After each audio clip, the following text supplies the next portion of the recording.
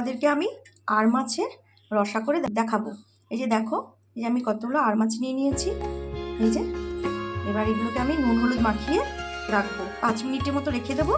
রেখে দেখাচ্ছি। দেখো আমি আগে নুন হলুদটা মাখিয়ে নিই।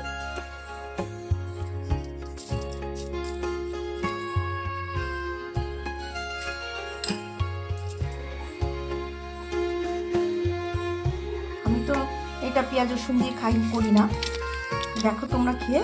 পেঁয়াজ রসুন ছাড়া আমি জিরে আদা বাটা দিয়ে করবো। আর মাছটা রান্না করতে আমি এইরকম করে 2টো আলু কেটে নিয়েছি।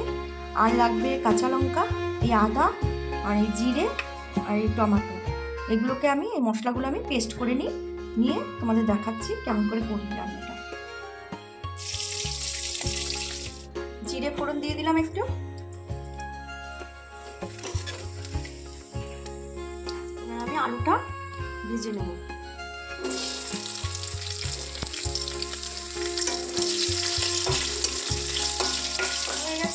এবার আমি দিয়ে দিলাম নুন পরিমাণ মতন, দিয়ে দিলাম হলুদ,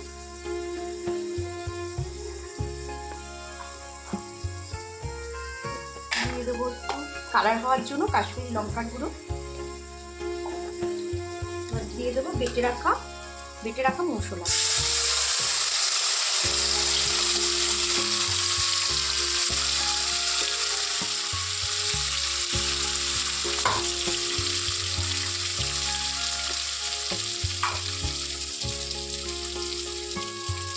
মশলা দেওয়া জলটা দিয়ে দিলাম।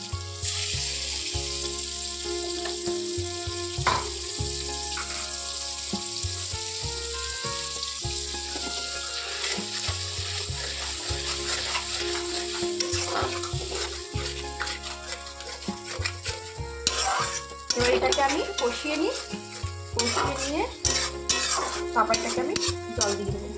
আলুটা একটু কষাবো, খুব ভালো লাগবে দেখবে। সবসময় পেঁয়াজ রসুন না দিয়ে খেতে ভালো লাগে না, এই জন্য আমি এটাকে মাঝে মাঝে পেঁয়াজ রসুন দিয়ে করি, কিন্তু মাঝে মাঝে এটাকে আমি আবার একটু পাতলা আলু দিয়ে একটু ঝোল করি, ভালো লাগে। জিরে বাটা আদা বাটা দিয়ে একটু গরম মশলা দিয়ে নামানোর সময় একটু ধনে পাতা আর গরম মশলা দিয়ে নামিয়ে নেবো। দেখো তোমরা ঝোলটা একটুখানি কষিয়ে